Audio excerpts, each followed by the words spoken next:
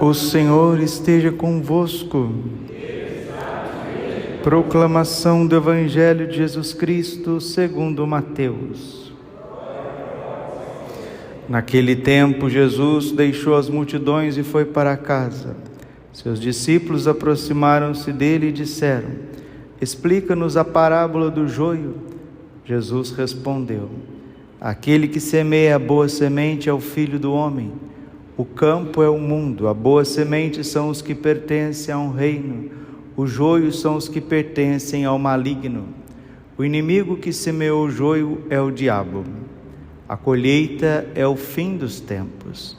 Os ceifadores são os anjos. Como o joio é recolhido e queimado ao fogo, assim também acontecerá no fim dos tempos. O Filho do Homem enviará os seus anjos e eles retirarão do seu reino todos os que fazem outros pecar e os que praticam o mal, e depois os lançarão na fornalha de fogo. Ali haverá choro e ranger de dentes. Então os justos brilharão como o sol no reino de seu Pai. Quem tem ouvidos, ouça. Palavra da salvação. Ave Maria, cheia de graça, o Senhor é convosco. Bendita sois vós entre as mulheres, bendito é o fruto do vosso ventre, Jesus. Santa Maria, Mãe de Deus, rogai por nós, pecadores, agora e na hora de nossa morte. Vinde, Espírito Santo, vinde por meio da poderosa intercessão do Imaculado Coração de Maria, vossa amadíssima esposa. Podemos sentar um pouquinho. Jesus, manso e humilde de coração. Celebramos a memória litúrgica de Santo Afonso Maria de Ligório, grande santo doutor da Igreja, doutor da moral católica, um homem místico, fundador dos redentoristas, também foi bispo, viveu e morreu em odor de santidade. Um dos maiores escritores sacros de todos os tempos. Eu, particularmente, comparo Santo Afonso, o que ele foi para a igreja pós-tridentino, é o que Santo Agostinho foi no primeiro milênio e Santo Tomás de Aquino foi na Idade Média. Por quê? Porque ele vai sintetizar a doutrina católica, principalmente aquilo no que concerne a nossa vida. Moral é isso, mores, costume, como nós devemos viver. Lembrando que nosso Senhor Jesus Cristo não veio a este mundo passear. Jesus não veio passear e não era um lunático, não era um louco que terminou a sua vida pregado numa cruz. Não. João 6,63, as minhas palavras são espírito e vida, ou seja, fé e moral. Dar-te-ei as chaves do reino, Mateus 16,18. Dar-te-ei, Pedro, tu és Pedro, dar-te-ei as chaves do reino dos céus. As chaves, fé e vida, fé e moral. A igreja é infalível no que concerne fé e moral. Santo Afonso é o doutor da moral, porque está escrito em 1 João, capítulo 2, versículo 6. Todo aquele que nele crer deve viver como ele viveu, porque a fé sem obras, a fé sem a vida, ela é morta. E Deus suscita Santo Afonso, a divina providência suscita este grande santo que nasceu em Nápoles, e do nada vem nada, né? Como diz Protágoras, do nada vem nada. Santo Afonso não veio do nada, ele veio do seio de uma família. O seu pai muito devoto, sua mãe uma católica penitente, uma mulher mortificada, doada aos divinos corações de Jesus e Maria, que ensinou o caminho da santidade para o filho. Desde muito cedo ele se destacou em todos os estudos, em todas as áreas, principalmente no direito, o direito civil e também o direito canônico. Teve uma decepção judicial, perdeu um caso judicial e ficou tão decepcionado, que passou 3 dias e 3 noites chorando, porque perdeu aquele caso, perdeu aquela defesa, e viu que defender os homens e mexer com a causa dos homens, sim, é nobre para alguns, mas Deus tinha algo muito mais elevado para ele, a vocação sacerdotal. E Santo Afonso foi o maior escritor do seu tempo. Escreveu belíssimos sermões, escreveu as glórias de Nossa Senhora, escreveu a prática de amor a Nosso Senhor Jesus Cristo, escreveu a oração, escreveu as visitas ao Santíssimo Sacramento e a Nossa Senhora, que inclusive era livro de bolso do Padre Pio de Petrolina.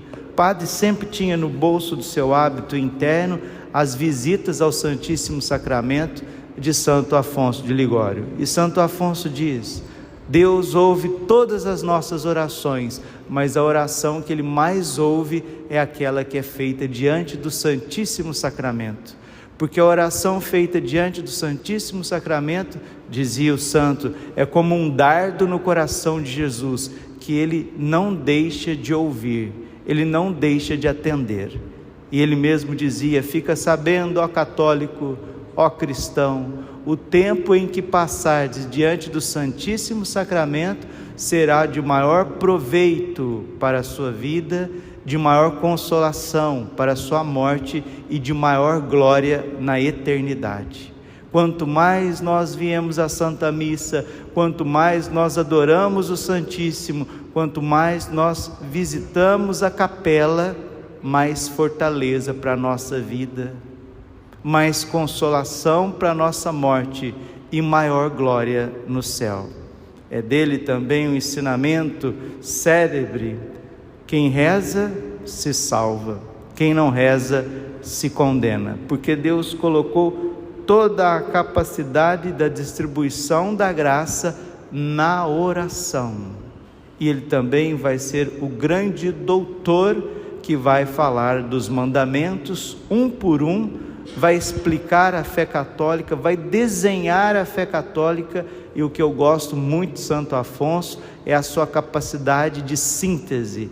Em poucas palavras ele fala muitas coisas e profundas, sempre baseando nas Sagradas Escrituras, Antigo e Novo Testamento, atualizando o ensinamento de Jesus e colocando o exemplo da vida dos santos e dos seus próprios atendimentos, das suas próprias experiências.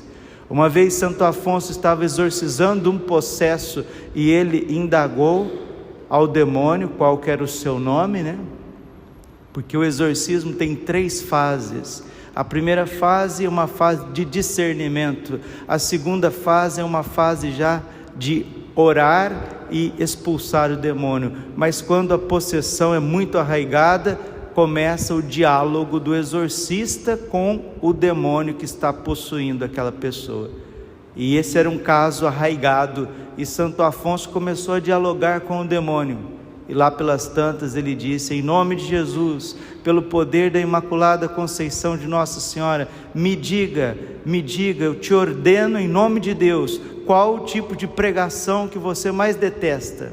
O demônio urrava, gritava, blasfemava, mas teve que dizer: a pregação que eu mais detesto é quando o padre exorta os fiéis a evitar a ocasião do pecado. Se os padres pregassem constantemente sobre isso e sobre o inferno, disse o demônio, nenhuma alma se condenaria. Está vendo? Então é justamente isso. A ocasião, diz o ditado, a ocasião faz o ladrão. Se você evita a ocasião próxima do pecado, ali você está afastando da tentação. 60%, 70%, 80% da sua força vai embora. É o que Jesus queria dizer com Mateus 5:29. Se a tua mão te leva ao pecado, corta. Se o teu pé te leva ao pecado, corte-o. Se o teu olho te leva ao pecado, corte-o. Isto é, arranque radicalmente a ocasião próxima do pecado. Porque mais vale entrar no céu sem a mão, sem o pé, sem o olho, do que com o corpo inteiro para o inferno. Jesus está falando aqui no capítulo 13 de São Mateus, o evangelho da missa de hoje. Jesus está falando diversas vezes sobre o inferno. Diz um amigo meu lá de Minas Gerais, que eu quero muito bem, falou: padre, eu nunca vi um santo para pregar tanto sobre o inferno como Santo Afonso de Ligório. Aliás, ele tem um opúsculo maravilhoso chamado O Inferno, porque Santo Agostinho dizia assim: é preciso fazer uma visita no inferno em vida, para que você não vá lá depois da sua morte. E se a igreja pregasse somente sobre o inferno, diz o mesmo Santo Agostinho, seria necessário, só isso seria necessário para que as almas se convertessem. Por quê? Porque o temor de Deus é o princípio de toda sabedoria. E o inferno não é algo que Deus desejou para ninguém, nem mesmo para os demônios. É uma escolha livre da criatura. Preste bastante atenção. O vegetal é sempre o vegetal, o mineral é sempre o vegetal, o mineral é sempre mineral. Os animais são sempre animais. Pedra vai ser sempre pedra. Alface vai ser sempre alface. Jacaré é jacaré. Ah, não, tem evolução, não sei o que. Não estou falando disso. Estou falando das coisas tais como elas são. Mineral é mineral, vegetal é vegetal, animal é animal. A natureza criada, a natureza que não é criada em imagem e semelhança de Deus, ela não se deforma. Pelo contrário, as pedras conservam a sua beleza, as árvores conservam a sua beleza, os animais conservam a sua beleza. Mas os seres livres, criados à imagem e semelhança de Deus, os anjos e os seres humanos, sem a graça de Deus, eles se deformam. O que é um anjo sem a graça de Deus? Um demônio. O que é um ser humano sem a graça de Deus? Um monstro, um réprobo, um deformado. Você, eu, qualquer um que persevera no mal, se transforma num monstro na ordem da graça. E Jesus morreu na cruz para nos oferecer a graça santificante, sem a qual ninguém pode se salvar. João capítulo 15, versículo 5: sem mim nada podeis fazer. Permanecei em mim e eu permanecerei em vós. Porque é pela graça que nós somos salvos. Efésios capítulo 2, versículo 8. E é claro que Jesus morreu na cruz para nos dar a graça. A graça é Ele mesmo, a graça é o Espírito Santo, a graça é a sua misericórdia. Romanos capítulo 5, versículo 20. Porque aonde abundou o pecado, ali superabundou a graça. Padre, como que faz para eu entrar então nesse favor divino, nessa misericórdia divina, nessa vida divina? Todo aquele que crer e for batizado, a graça aí, será salvo. Quem não crer será condenado. Mas agora eu quero fazer um pouquinho de teologia. Isso está em Marcos 16:15, essa última citação. Façamos um pouquinho de teologia e finalizemos com as palavras de Santo Afonso Maria de Ligório. O que é a graça? A graça é a vida de Deus, o favor de Deus nas potências da tua alma, na inteligência e na vontade.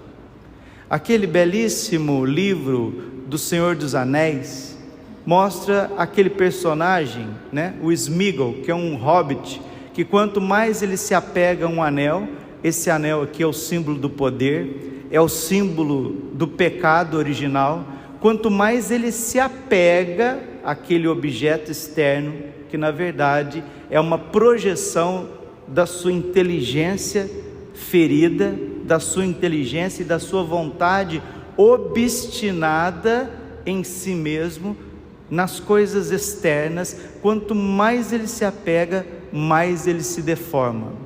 Tolkien, que é um gênio, ele vai colocar isso para nós de forma literária, para nos ensinar o pecado original e verdades eternas. Depois foi feito um filme, também muito bonito, que relata várias verdades eternas, principalmente uma verdade fundamental do cristianismo, da Bíblia e da salvação: o pecado original.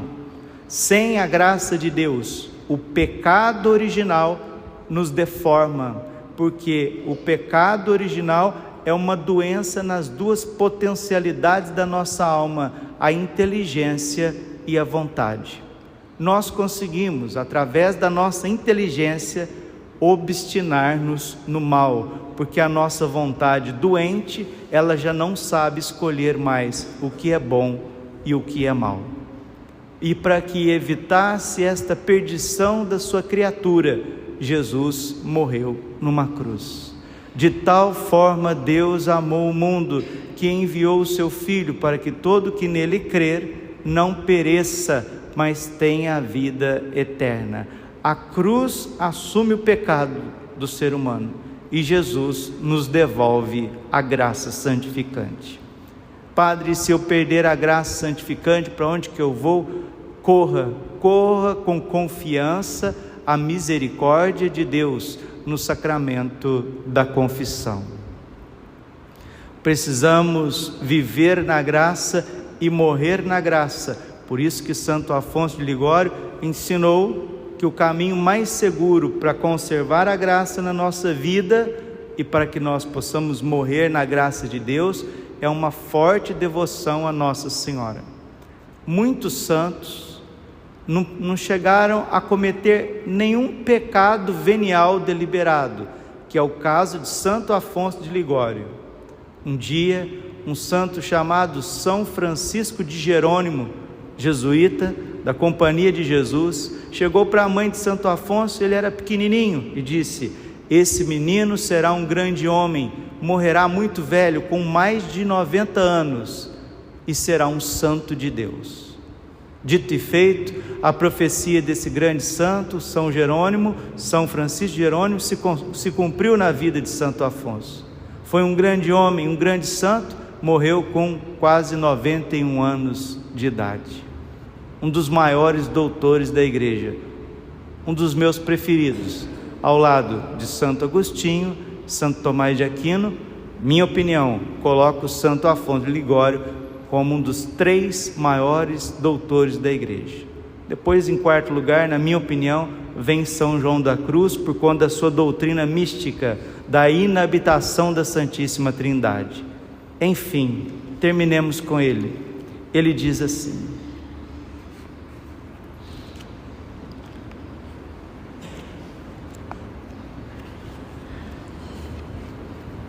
Meditação 29 do livro Uma Estrada de Salvação, um pequeno opúsculo dos escritos de Santo Afonso. Jesus está falando sobre o inferno no Evangelho de hoje, e Santo Afonso comenta o que é o inferno. O inferno começa com a perversão da inteligência e da vontade humana, que perde a graça de Deus e vai se deteriorando. Para que não acontecesse isso, Deus se faz misericórdia enquanto decorre o tempo presente, a vida presente. Enquanto o relógio está funcionando nessa terra, você pode se arrepender. Depois da morte, já não há mais possibilidade de arrependimento. A gravidade da pena deve corresponder à gravidade do delito. Os teólogos definem o pecado mortal com 2 palavras: aversio a Deus, aversão a Deus, isto é, um voltar as costas a Deus. A malícia do pecado mortal consiste em desprezar a graça divina e querer voluntariamente perder Deus, sumo bem. Está vendo?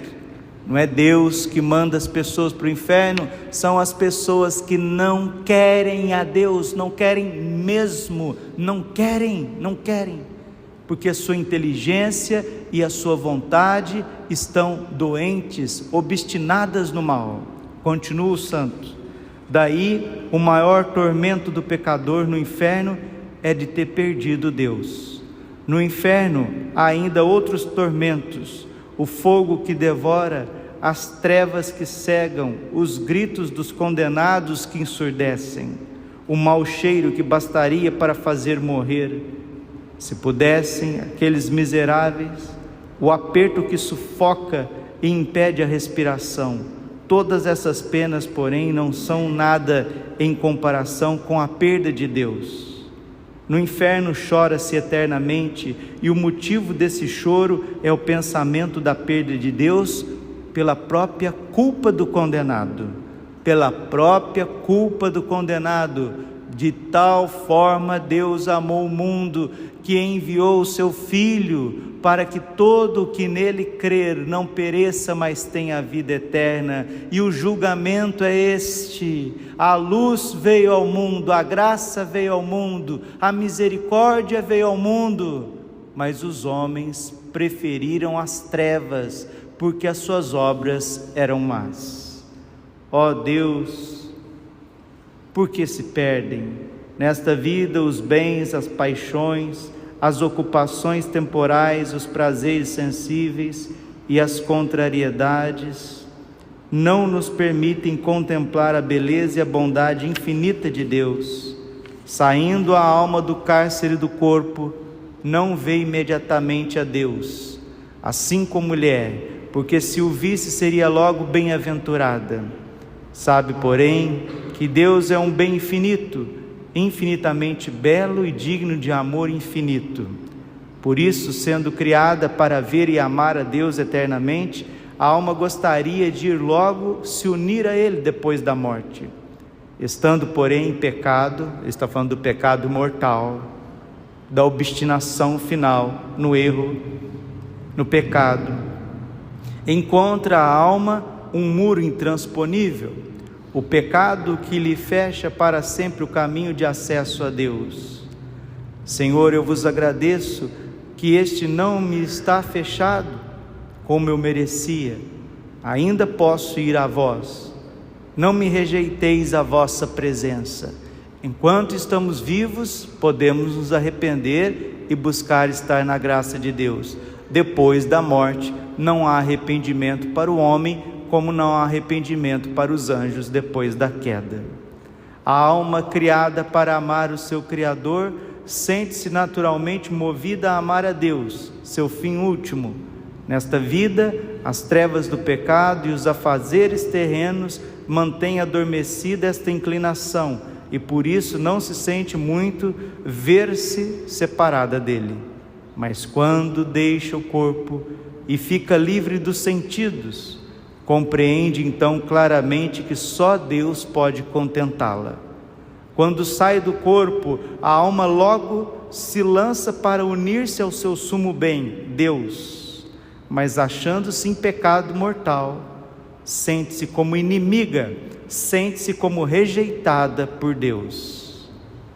Ainda que rejeitada, sempre se sentirá atraída para unir-se a Ele, e isso será o seu inferno. Ver-se-á sempre atraída para Deus e sempre por Ele rejeitada. Pudesse ao menos a miserável, que perdeu a Deus e não pode mais encontrá-lo, ter o consolo de amá-lo, mas não, porque estando ela fora da graça, está vendo? Quando uma pessoa não está debaixo da graça de Deus, a sua inteligência se volta contra Deus, a sua vontade obstina-se no ódio contra Deus. Por isso que se Jesus misericordioso descesse no inferno lá agora e dissesse assim: ó condenados, eu amo todos vocês, e é verdade, Jesus ama todos. Jesus não amava Judas? Amou até o fim. Se Jesus chegar no inferno agora, Jesus misericordioso, ó condenados, ó réprobos, ó demônios, ó injustos, perdoa todos, perdoo todos vocês, vamos comigo para o paraíso. Ele só ouviria blasfêmias e ódio, porque a inteligência e a vontade deles já cristalizou-se no mal. Entenda isso e não queira corrigir a Bíblia, entenda isso e não queira corrigir os doutores, entenda isso e não queira corrigir os concílios e o Espírito Santo, e se converta. Mas não, porque estando ela fora da graça e na escravidão do pecado, sua vontade ficou pervertida. É um santo que está falando, hein, gente? Santo doutor, Santo Afonso Maria de Ligório, está explicando por que as almas vão para o inferno. Não, mas nessa, não, então tá bom. Você é mais do que um santo doutor da igreja? Você é mais do que o catecismo da igreja? Você é mais do que a Bíblia? Você é mais do que Deus? É o que nós estamos vivendo hoje. Uma pleiade de hereges e heresias. Por isso, de um lado, a alma se sentirá sempre atraída para amar a Deus, seu inferno, e de outro, obrigada a odiá-lo. Assim, ao mesmo tempo que conhece a Deus como digno de amor e louvor infinito, ela o odeia. A alma no inferno, o demônio no inferno, odeia e amaldiçoa a Deus. Pelo menos pudesse, naquele cárcere de tormentos, resignar-se à vontade divina, como fazem as almas santas do purgatório, e beijar as mãos daquele que com a justiça a castiga. Não pode resignar-se, porque para isso precisaria do socorro da graça, e esta o abandonou.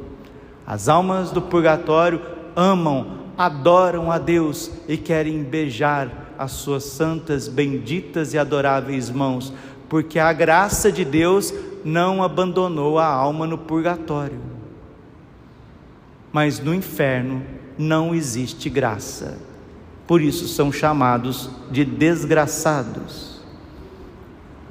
Não pode resignar-se, porque para isto precisaria do socorro da graça, e no inferno não existe a graça. Por isso ela não pode unir-se sua vontade e a sua inteligência a Deus, pois a sua vontade e inteligência é totalmente contrário à vontade divina. Aprenda teologia, aprenda a Bíblia, aprenda a doutrina, aprenda com os santos, com o Espírito Santo. Seja católico, se converta. Esta situação faz com que a infeliz, ó alma infeliz, volte-se com todo o seu ódio contra ela mesma, e assim viverá sempre dilacerada por diferentes desejos. Gostaria de viver, gostaria de morrer. De um lado quer viver para sempre odiar a Deus, seu objeto de maior ódio.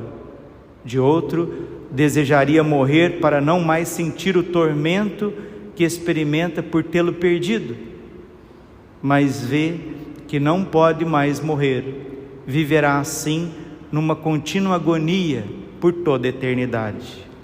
Peçamos a Deus, pelos méritos de Jesus Cristo, que nos livre do inferno. Assim deve rezar todo cristão de modo particular, para que jamais perca a graça e para que jamais perca a misericórdia de Deus. Ó meu Jesus, perdoai-nos, livrai-nos do fogo do inferno, levai as almas todas para o céu e socorrei principalmente as que mais precisarem. Ai, Padre, eu rezo pelas almas do inferno. Ó, para com isso. Tem gente que reza pelas almas do inferno. Para com isso. Não faça o que a igreja não faz. A igreja não reza pelas almas do inferno, porque elas não querem a nossa oração. E por mais que você morresse de pendurado numa cruz, não serviria nada para as almas dos condenados. Reze sim, para que os vivos não caiam no inferno. Esse foi o ensinamento de Nossa Senhora de Fátima. Reze sim pelas almas do purgatório. Reze sim por você e pela sua família. Mas não adianta rezar pelos condenados. Eles não querem a nossa oração. E ela não serve de mais nada para eles. Porque eles rejeitam totalmente a misericórdia de Deus. Nossa, que Deus mais duro, que Deus mais severo, que Deus rígido que é esse? Não, não é Deus que é severo, não é Deus que é rígido. Somos nós, obstinados no mal, longe da graça de Deus, que podemos parar no inferno. Que Deus tenha misericórdia de nós, que Nossa Senhora dê juízo para cada um de nós, para que a gente não queira ser professor de Deus. Glória ao Pai, ao Filho e ao Espírito Santo, como era no princípio, agora e sempre. Amém. Coração imaculado de Maria, confiança, saúde e vitória.